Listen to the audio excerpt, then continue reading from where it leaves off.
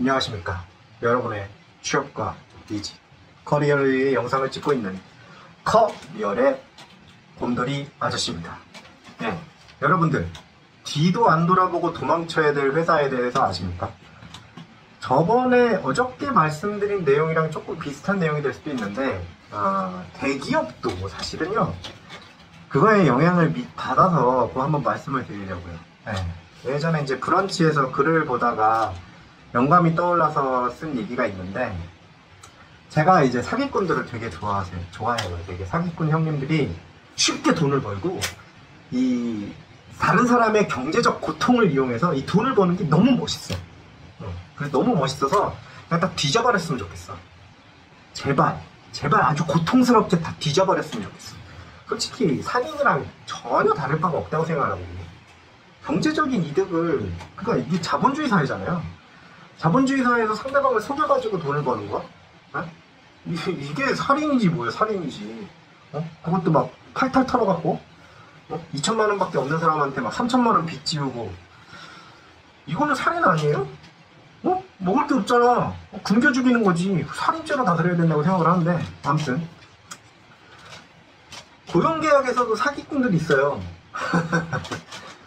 없을 것 같죠? 있어요. 실제로 있고요. 이거에 당하는 사람들도 꽤 많습니다. 제가 말씀드리는 건 그런 거 아니에요.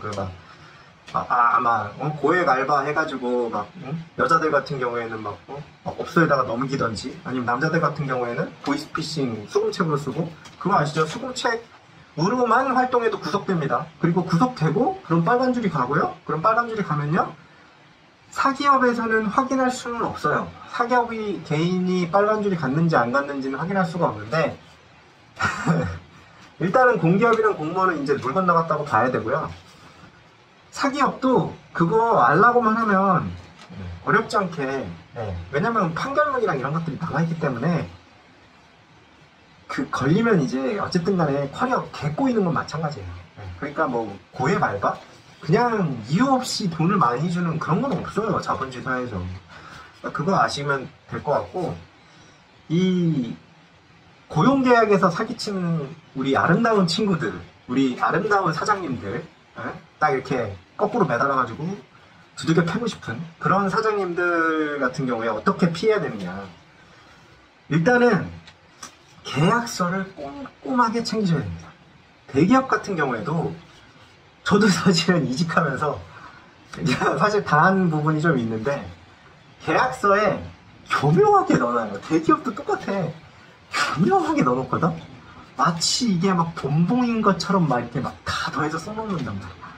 근데 딱 읽어보면은 막 국민연금이랑 막 이런 것까지 다 집어넣어놓고, 그러니까 우리가 생각할 때 국민연금은 나중에 받는 돈이지, 이게 내가 내는 세금이지, 이거 나중에 받는 돈이긴 하지만 이거를 내 연봉에다 넣는 거 웃기잖아요. 근데 그건 막 집어넣는다니까? 그래요. 대기업도 그 지랄을 한다니까요. 중소기업은 더 심하죠. 아예 안 쓰는 놈도 엄청나게 많고, 그게 되게 위험한 거예요, 사실. 근데 계약서 쓰라고 할 때 얘네가 막 말 돌리면서 피하잖아요. 이거 끝까지 잡아가지고 계약서 안 쓰면 나 일 못한다, 이렇게까지 가야 됩니다. 여러분들, 법은요 권리 위에 잠자는 자를 보호하지 않아요. 되게 유명한 말인데, 권리 위에 잠자는 자를 보호하지 않는다. 그러니까 형사법이랑 민사법이 다른데, 민사 같은 경우에는 권리 위에서 잠자고 있는 분들은 그냥 소멸시효라는 거를 적용을 해서 소멸시켜버립니다. 빠이빠이. 안녕. 계약서가 없다? 만약에 소송을 걸었는데 계약서가 없다? 우리가 뭘 믿고 너를 보호해주냐 이거지. 맞는 말이잖아요. 재판장은 제3자란 말이야. 뭔가 있어야 될 거 아니야. 구두계약도 계약이에요. 그럼 차라리 녹음을 하던가. 아니면 계약서가 있던지. 근데 녹음하는 것도 골치 아픈 게, 분명히 갑자기 민법강의가 됐네. 그놈은 그 얘기를 할 거란 말이에요. 이거 좀 웃기는 얘기니까. 예를 들면 이런 거야. 내가 녹음을 했어. 사장이랑 녹음을 했는데 사장이 딱 그러는 거지. 이거 다 아닌데? 이래버리는 거야. 그럼 어떡할 거야? 영상이 얼굴이 녹화가 되지 않는 이상 어떡할 건데? 얼굴 녹화할 거예요? 아니잖아요. 계약서가 그래서 필요한 거예요. 그리고 날인도 필요하고, 아니면 사인. 회사 법인인 가면 제일 좋고. 그렇게 받아서 내가 이렇게 계약을 했으니까 그리고 노동을 이만큼 했으니까 돈 내놔. 이렇게 해야 되는 거예요. 그래야지 이 대표가 어디로 도망가더라도 돈을 받아낼 수 있어요. 그게 이제 근데 제가 아까 맨 처음에 말씀드렸죠. 대기업도 이래요. 대기업도 예전에 이게 두산 같은 경우에 신입사원 뽑아놓고 회사가 너무 어려워지니까 다음에 하면서 이 사람들을 일을 못 시키고 월급도 안 줬단 말이에요. 두산이 나쁘다는 게 아니고 두산중공업이 그러니까 경영을 좀 실수를 한 거지. 왜냐면 중공업은 수주산업이란 말이에요. 돈을 크게 벌지. 한번 하면 수주를 하면. 근데 이게 수주를 못하면 돈이 없는 거야. 그러니까 신입을 뽑아놓고 잣대는 거예요. 그래서 여러분들 반드시 그 취업을 하게 되면 그 고용계약서 계약서를 반드시 확인을 하시고 그거를 반드시 소중하게 보관을 하십시오. 소중하게 보관을 하셔야 됩니다. 대기업도 마찬가지예요. 대기업도 그걸 소중하게 보관을 해야 돼요. 그리고 저번 영상에서 제가 중소기업의 현금 유동성하고 비즈니스 모델을 바라보고 말씀을 드렸는데 대기업도 똑같아요.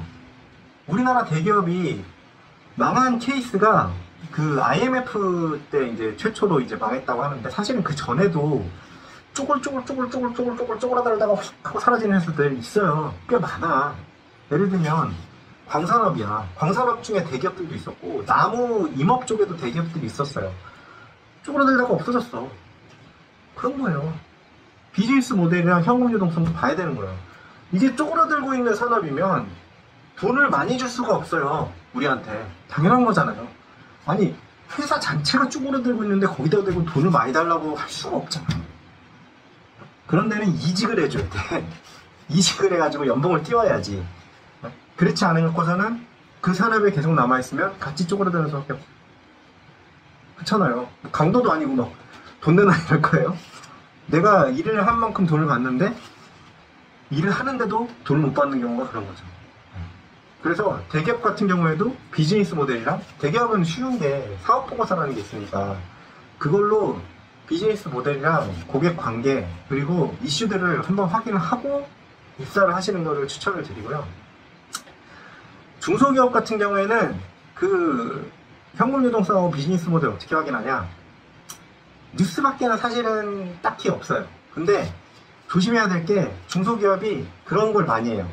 그 주가 띄우기용 그 뉴스 생산을 많이 하니까 그거를 반드시 감안을 하시고 경쟁사들을 한번 봐야 돼요.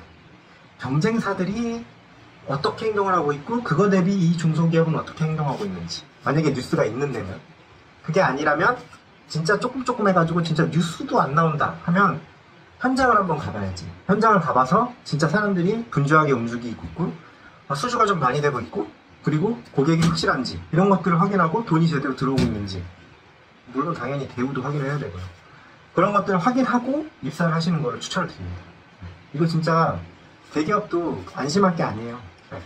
그래서 오늘은 좀 어떻게 입사를 해야 되는지 뒤도 안 돌아보고 도망쳐야 될 회사에서부터 계약서의 중요성, 그죠? 그리고 비즈니스 모델, 현금 유동성의 중요성을 다시 한번 말씀드리겠습니다. 도움이 되셨다면 구독과 좋아요 부탁드립니다.